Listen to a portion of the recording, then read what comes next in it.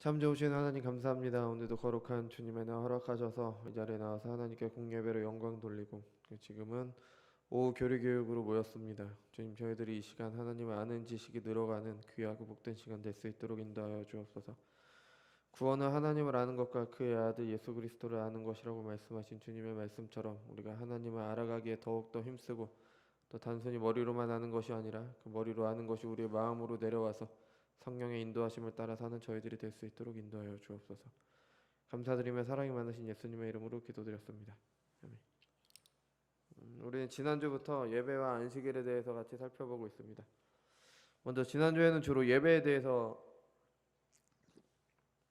먼저 말씀을 드렸습니다. 예배는 하나님의 종들, 하나님의 종들이 하나님께서 받으시기에 합당한 영광을 돌려드리는 것, 그게 바로 예배죠.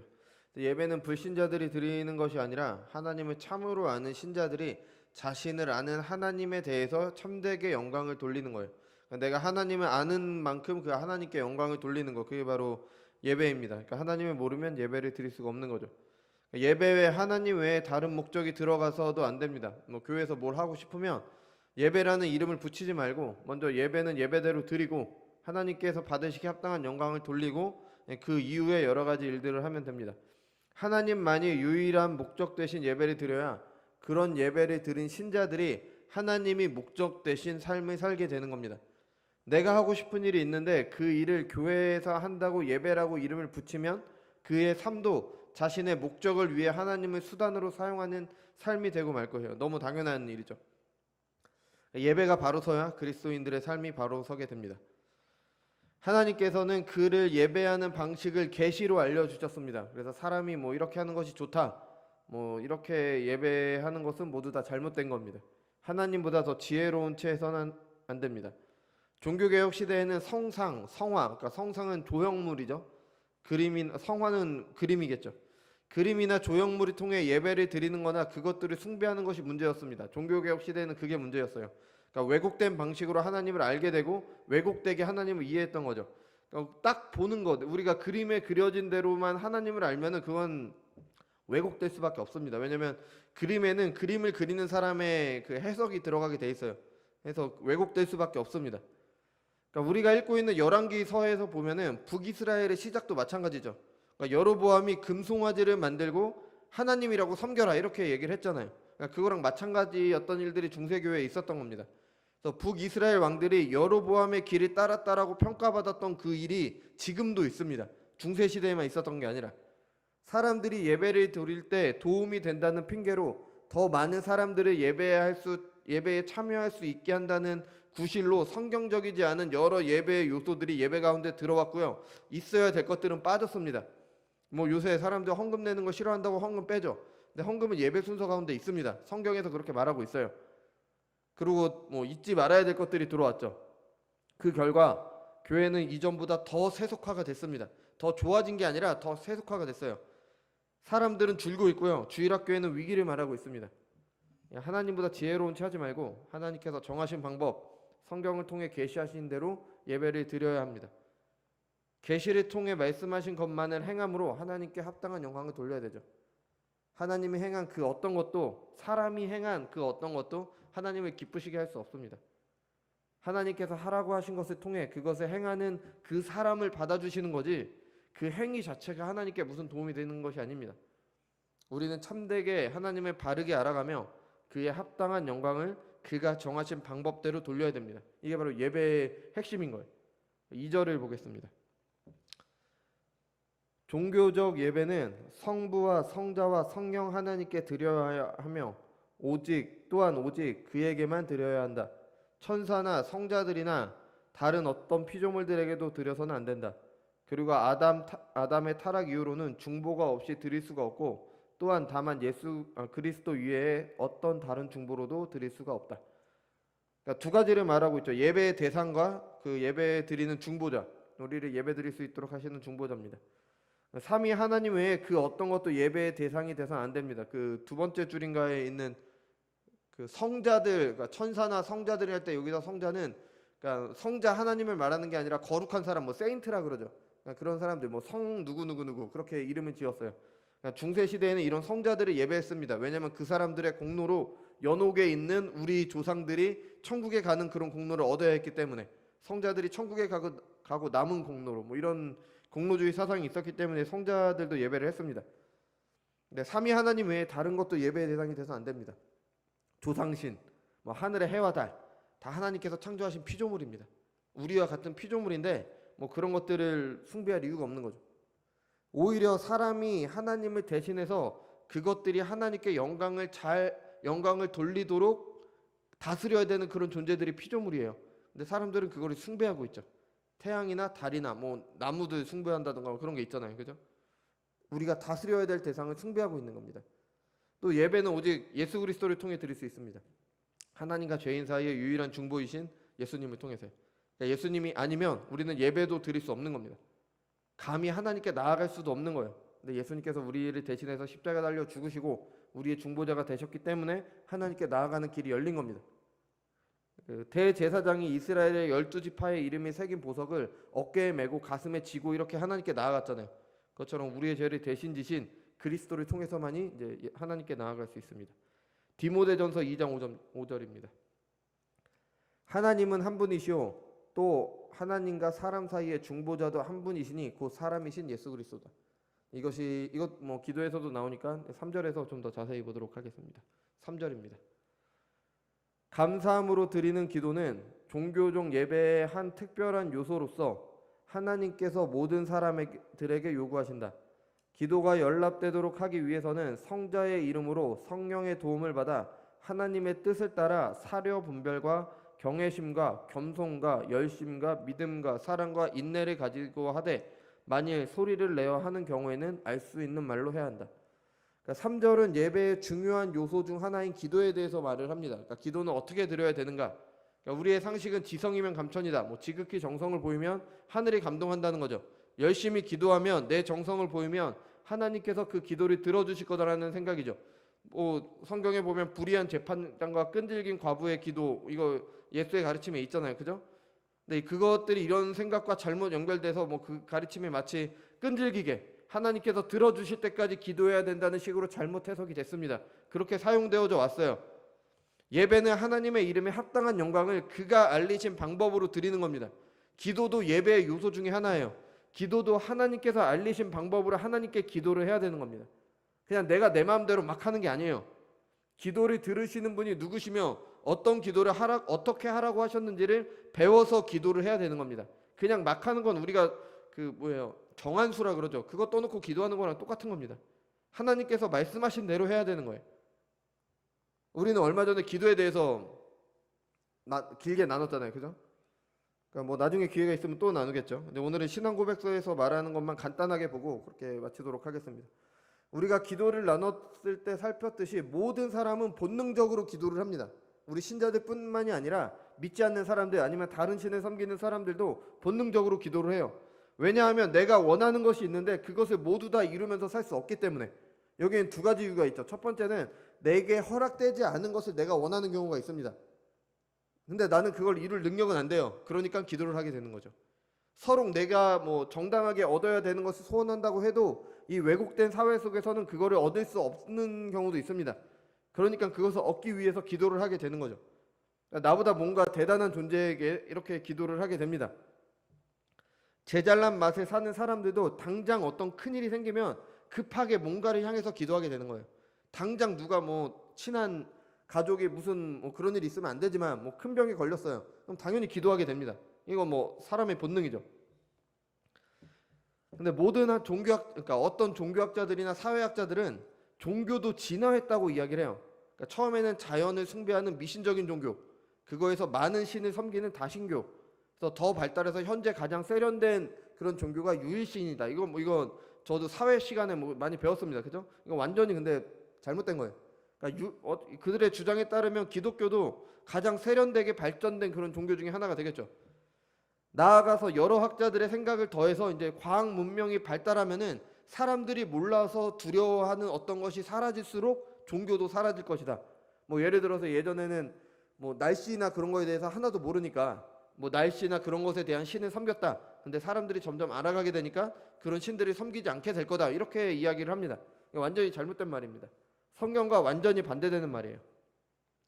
첫사람 아담은요, 자연을 숭배하지 않고 자연을 다스렸습니다. 신적 대리 통치자였어요. 그러니까 유일신이 하나님을 섬겼습니다. 근데 죄로 타락해서 그게 하나님에 대한 지식이 가려져서 그게 세상에 퍼지다 보니까 다신교도 됐고 자연신앙도 된 겁니다. 그러니까 완전히 반대로 설명하고 있는 거예요. 또 아무리 과학이 발전한다고 해도 세상의 모든 것을 다 설명할 수는 없습니다. 그리고 발전된 사회에서는 더욱 종교를 찾게 됩니다. 과학기술은 과거에는 동양보다 서양이 더 발달을 했잖아요. 그죠? 지금도 뭐 코로나 바이러스 백신을 만든다거나 뭐 우주에 대한 기술은 서양을 따라잡을 수가 없죠. 그럼 뭐 어느 정도 따라가고는 있지만 뭐 과학 기술이 서양이 더 발달하는 게 사실입니다. 그죠? 근데 지금 서양에서 유행하는 것이 동양의 종교입니다. 뭐 힌두교라든지 뭐 명상, 요가, 사람들이 이것에 매력을 느끼죠. 그러니까 그렇게 발달을 해도 종교의 매력을 느끼는 거예요. 왜냐하면 의존할 무언가를 찾게 되니까. 근데 하나님을 의지해야 되는데 죄 때문에 그들이 가진 무지는 다른 것을 의지하게 되는 거죠. 그래서 모든 사람들은 여전히 기도를 하기는 해요. 근데 하나님께 기도를 못하게 되는 겁니다. 아주 헛된 기도를 하는 거죠. 갈멜산에서 엘리야와 대결한 바알 선지자, 아세라 선지자 있었잖아요. 잘못된 대상에게 열심히 기도해요. 그들의 열심은 뭐 자기 몸도 찢고 뭐 옷 이렇게 뭐 칼로 몸을 그고 그렇게 피 흘리면서 기도했다라고, 아주 열심히 기도했다라고 그렇게 나옵니다. 근데 그건 헛된 기도죠. 듣는 사람이 없는 기도예요. 존재하지도 않는 존재를, 응답할 수 없는 존재를 자신들이 만들어 놓고 기도해도 뭐 응답이 없는 거죠, 당연히. 기도는 누구에게 하느냐가 중요합니다. 어떻게 하느냐도 중요하지만 가장 먼저는 누구에게 하느냐입니다. 하나님께 기도하는 겁니다. 하나님께. 전지전능하셔서 모든 것을 다 아시고 다 이루실 수 있으시면서 그 아들을 내어주시기까지 죄인들을 사랑하시는 하나님께 기도해야 됩니다. 아버지께 뭘 달라고 해야지 아예 뭐 모르는 사람에게 가서 뭘 달랠 수는 없는 거잖아요. 그죠? 신명기 4장 7절입니다. 우리 하나님 여호와께서 우리가 그에게 기도할 때마다 우리에게 가까이 하신과 같이 그 신이 가까이 함을 얻은 큰 나라가 어디 있느냐. 그러니까 우리의 기도를 들어주시고 이루어 주실 수 있는 그 하나님이 계시다는 게 우리에게는 우리를 큰 나라로 만들어주는 겁니다. 우리 교회의 가장 큰 힘이 무엇입니까? 하나님이 우리의 기도를 들으시고 우리의 기도에 응답하신다는 겁니다. 누가 감히, 교회 말고 누가 이런 신들이 그 가까이 함을 얻었어요? 그러니까 놀라운 은혜죠. 그러니까 기도하지 않으면 은혜 걷어차버리는 겁니다. 근데 하나님은 모든 것을 다 아세요. 예수님께서도 기도하기 전에 하나님께서 우리의 필요를 모두 다 아신다고 했습니다. 마태복음 6장 8절입니다.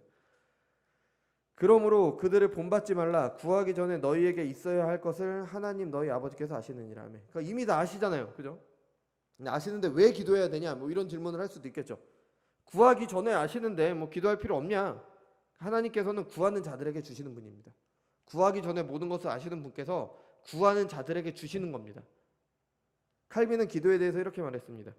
기도로 구하지 않는 것은 보물이 있다는 것을 듣고도 땅속에 그냥 내버려 두는 것과 같다. 그러니까 백날 뭐가 있다 얘기만 들으면 뭐예요? 내가 하지 않으면 효과가 없는 건데 도움이 안 되잖아요. 기도도 마찬가지인 겁니다. 하나님께서는 우리의 모든 것을 다 아세요. 우리의 모든 필요를 다 아십니다. 그렇지만 우리의 기도의 응답으로 그거를 주시기를 기뻐하십니다. 그 가운데 우리가 하나님과의 인격적인 교제를 하게 되고 우리의 믿음이 자라가게 되는 겁니다. 그걸 원하시기 때문에 기도를 해라. 그럼 내가 응답해 주겠다라고 말씀을 하신 겁니다.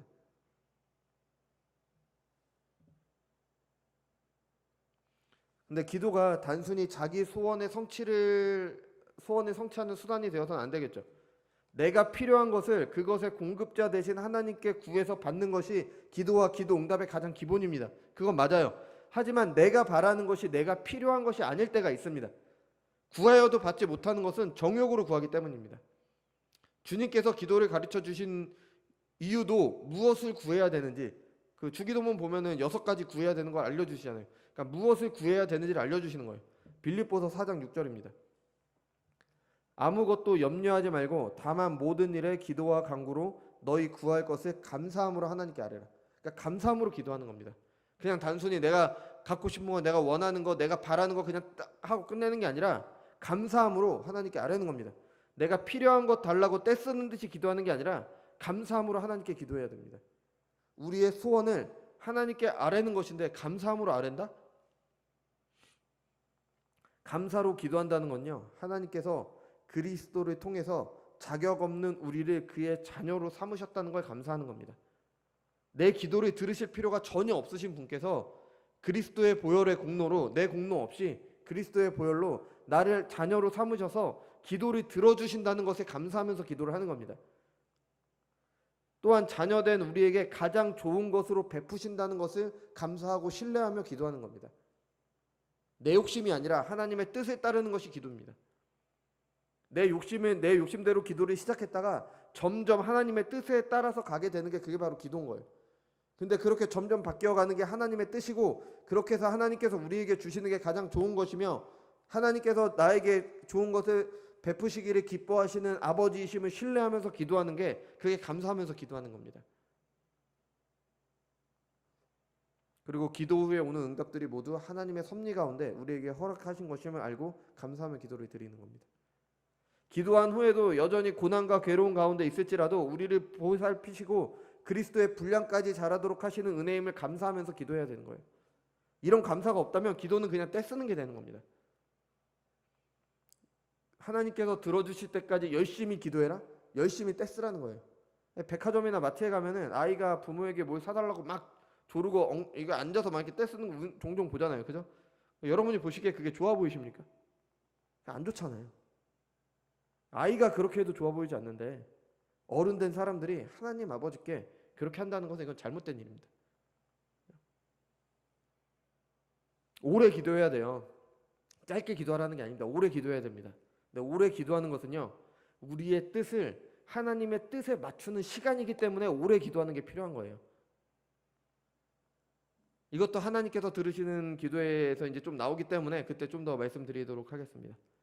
3절을 보면요, 이제 하나님께서 연락하시는 기도에 대해서 말합니다. 연락은 이제 기쁘시게 받으신다는 기도죠. 3절 다시 한번 그 부분만 넘겨주시면 있을 거예요. 예, 이거 한번 읽어보도록 하겠습니다. 기도가 감사함으로 말고요, 그 세 번째 줄 기도가 붙어 있죠. 기도가부터 한번 읽어볼게요. 기도가 연락되도록 하기 위해서는 성자의 이름으로 성령의 도우심을 받아 하나님의 뜻을 따라서 사리 분별과 경외심과 겸손함과 열심과 믿음과 사랑과 인내를 가지고 하되, 만일 소리를 내어 하는 경우에는 알 수 있는 말로 해야 된다. 잠시만요. 예. 그러니까 먼저는 성자의 이름으로 기도를 해야 됩니다. 요한복음 14장 13절입니다. 요한복음 요한복음 14장 13절. 같이 봉독하겠습니다. 너희가 내 이름으로 무엇을 구하든지 내가 행하리니 이는 아버지로 하여금 아들로 말미암아 영광을 받으시게 하려 함이니라. 14절입니다. 내 이름으로 무엇이든지 내게 구하면 내가 행하리라. 아멘. 예수님께서 직접 자기 이름으로 기도하실 것을 말씀을 하셨죠. 그죠? 그래서 우리가 기도의 마지막에 예수님의 이름으로 기도합니다. 그거 붙이는 이유가 바로 이거예요. 이런 성경적인 근거가 있습니다. 16장 23절과 24절에서도 비슷한 말씀을 하십니다. 예수님께서 그 맥락을 보면요, 이런 거예요. 예수님께서 이 세상에 계실 때는 제자들이 직접 예수님한테 말씀을 드릴 수가 있는 거예요. 내가 뭐가 필요합니다 이렇게 말할 수가 있죠. 근데 부활하시고 승천하신 후에는 예수님께 직접 말할 수가 없습니다. 그러니까 예수님을 통해 하나님의 은혜와 도우심을 받을 길이 없는 거죠. 이걸 위한 것이 바로 16장 23절과 24절입니다. 23절부터 읽어보겠습니다. 그날에는 너희가 아무것도 내게 묻지 아니하리라. 내가 진실로 진실로 너희에게 이르노니 너희가 무엇이든지 아버지께 구하는 것을 내 이름으로 주시리라. 24절입니다. 지금까지는 너희가 내 이름으로 아무것도 구하지 아니하였으나 구하라. 그리하면 받으리니 너희 기쁨이 충만하리라. 아멘. 그러니까 부활하시고 승천하셔서 하나님 우편에 앉아 계셔서 만물을 다스리시는 주님께서 그의 이름으로 간구하는 기도에 응답하십니다. 그러니까 유일한 중보자 되신 예수님을 통해 하나님께 예배드릴 수 있다고 했잖아요. 유일한 중보자를 통해서만이 하나님께 기도할 수 있는 겁니다. 유일한 길이요 진리요 생명 되신 주님을 통해서만이 하나님께 예배드리고 기도할 수 있는 겁니다. 그러니까 성모 마리아의 이름으로 기도한다는 건 말이 안 되는 거예요. 이건. 아예 성경적인 그런 근거가 하나도 없는 겁니다. 성모 마리아가 우리의 중보자가 될 수가 없어요. 우리의 중보자는 그 예수님에 대해서 그 교리할 때 말씀드렸죠. 신인 한인격. 참 하나님께서 참 사람이 되셔서 한 인격 안에 계시는 그 분만이 우리의 중보자가 되실 수 있는 거예요. 하나님과 사람 사이를 연결해야 되는 거니까. 유일하신 분이 바로 예수님이시잖아요. 그러니까 예수님의 이름으로밖에 기도할 수밖에 없는 겁니다. 천하의 구원을 받을 만한 다른 이름을 주신 일이 없습니다. 너무나 명백한 계시잖아요, 그죠? 사람의 필요에 따라 이것저것 붙이면 안 되는 겁니다. 아, 그렇게 하면은 우리 마음에 좀 더 감동이 오니까 이렇게 하자. 그러면 안 되는 거예요. 성경이 아주 왜곡이 되는 겁니다. 두 번째는 성령의 도우심을 받아 하나님의 뜻대로 기도해야 됩니다. 로마서 8장 26절입니다. 마음을 살피시는 이가 성령의 생각을 아시나니 이는 성령이 하나님의 뜻대로 성도를 위하여 간구하십니다. 그러니까 성령께서 신자들의 기도를 도우십니다. 왜 이런 도움이 필요하냐? 신자들의 연약함 때문입니다. 이 로마서 8장 24절에 보면요, 우리가 소망으로 구원을 얻었음에 보이는 소망이 아니니 보는 것을 누가 바라리요? 만일 우리가 보지 못하는 것을 바라면 참음으로 기다릴지니라. 기다려야 됩니다. 우리의 소망은 눈에 보이지 않기 때문에. 근데 구원의 소망을 보이지 않기 때문에 그 소망을 바라면서 참아야 되죠. 근데 사람의 연약함 때문에 그것을 못 참는 거예요. 스스로는 못 참습니다. 이런 연약함을 성령께서 도우시는 거예요. 우리의 연약함을 도우셔서 구원의 소망을 위해 그런 삶을 위해서 무엇이 필요한지 몰라서 구하지 못하는 신자들의 연약함을 성령께서 도우셔서 참되게 필요한 것을 구하도록 하시는 겁니다. 그러니까 우리가 그 소망을, 구원의 소망을, 보이지 않는 구원의 소망을 참고 인내함으로 기다리도록 우리를 도우시는 거예요, 성령께서. 근데 어떻게 도우시느냐? 우리가 뭘 구해야 될지 모르는 우리에게 무엇이 필요한지를 알리심으로, 우리의 기도를 도우심으로 그걸 도우시는 거예요. 우리는 우리의 문제가 무엇인지 모릅니다. 무엇이 잘못되었으면 무엇이 필요한지도 몰라요. 그러다 보니 우리의 기도는 모두 육신과 관련된 것입니다. 예수님께 직접 구하지 말라, 이방인들과 같이 기도하는 거다, 그런 거 말씀하신 거 우리는 구합니다. 이렇게 말씀하신 것을 우리는 계속 구하고 있어요. 먼저 그의 나라와 의를 구하라. 너희는 무엇을 먹을까 무엇을 마실까 염려하지 말라. 그건 다 이방인들이 구하는 거라. 다 말씀하신 건데 우리는 여전히 그걸 구합니다. 왜? 우리는 뭐가 필요한지 모르니까. 이런 우리를 도우셔서 참으로 필요한 것을 구하도록 하시는 것이 우리의 연약을 도우시는 성령의 도우심입니다. 왜 기도를 오해를 해야 됩니까? 성령께서 우리의 잘못된 기도를 바로 잡아주시기를 기다리는 겁니다. 처음에는 당연히 내 필요 가지고 하나님께 기도를 시작하죠. 근데 기도를 하다 보면 성령께서 우리의 기도를 바꾸십니다. 그러다 보니까 기도가 길어지는 거예요. 내 뜻을 하나님의 뜻에 맞추기 때문에. 무엇을 기도해야 될지 알리십니다. 그러니까 뭔가 신비한 방식으로 그렇게 하시는 게 아니라 계시의 말씀을 우리가 배웠잖아요. 그걸 깨닫도록 하시는 거예요. 생각나도록 하시고 그거에 맞춰서 내가 내 상황에 비춰서 이걸 기도해야 되나? 그런 생각이 드시게 하는 겁니다.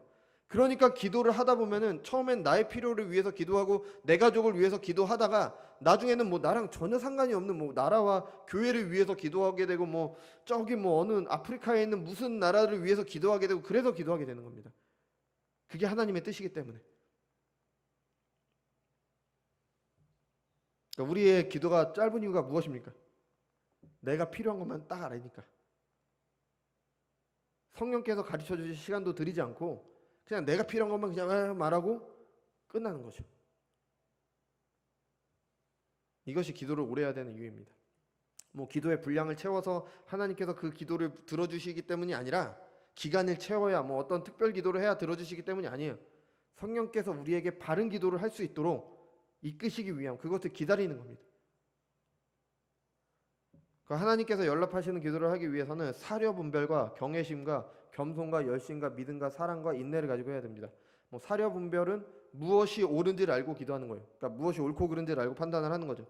무엇이 하나님의 뜻인지 겸손히 하나님의 뜻을 구하는 마음으로 하나님께서 그 기도를 들으실 것을 확신하는 믿음과 응답을 기다리는 인내와 열심으로 기도해야 됩니다. 그런데 아버지께 기도하는 것과 어울리지 않는 단어가 있습니다. 우리는 경외심을 가지고 하나님께 기도해야 됩니다. 전도서 5장 2절입니다. 너는 하나님 앞에서 함부로 입을 열지 말며 급한 마음으로 말을 내지 말라. 하나님이 하늘에 계시고 너는 땅에 있음이니라. 그런즉 마땅히 말을 적게 할 것이라. 하나님 앞에 함부로 입을 열면 안 됩니다. 함부로 내가 시작하는 아무 말이나 그냥 막 하면 되는 게 아니에요. 우리가 기도를 할 때는 하나님께서 내 앞에 계시다는 것을 분명히 하고 그분 앞에서 기도한다는 생각으로 기도를 해야 되는 겁니다. 하일데베르그 요리문답 때 말씀드린 건데 토레이라는 신학자는 이렇게 말했어요. 내가 하나님께 기도한다는 확신이 있기까지 한마디도 기도하지 마라. 하나님께 내가 하나님 앞에서 기도한다는 그런 확신이 있기까지 한마디도 하지 말라고 얘기한 겁니다. 칼빈은 이렇게 말했습니다. 이상적인 기도는 마음이 혀를 움직이며 혀가 마음을 앞서가지 않으며 몸이 자연스럽게 마음을 따라가는 기도이다. 그러니까 마음이 먼저라는 거예요. 경솔하게 아무 말이나 먼저 하는 게 아니라 하나님이 앞에 있음을 분명히 인식하면서 마음이 먼저 가고 말이 뒤따르는 것. 그게 바로 하나님께서 연락하시는 기도입니다. 그래서 공예배 때 드리는 기도도 마찬가지죠. 그래서 준비해서 적어서 기도하라고 말씀드리는 게 바로 이런 이유인 거예요. 함부로 경솔히 말하지 않기 위해서. 마지막으로 소리내어 기도할 때는 알 수 있는 말로 기도를 해야 됩니다. 우리 고린도전서 14장을 한번 찾아볼게요.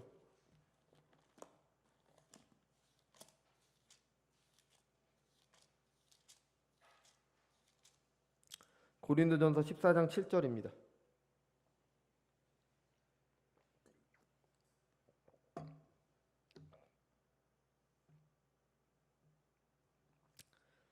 제가 좀 빠르게 읽을 테니까요. 한번 같이 쭉 따라오시면 될 것 같습니다. 혹 필이나 검은고와 같이 생명이 없는 것이 소리를 낼 때 그 음의 분별을 나타내지 아니하며 피리를 부는 것인지 검은고를 타는 것인지 어찌 알게 되리요. 만일 나팔이 분명하지 못한 소리를 내면 누가 전투를 준비하리요.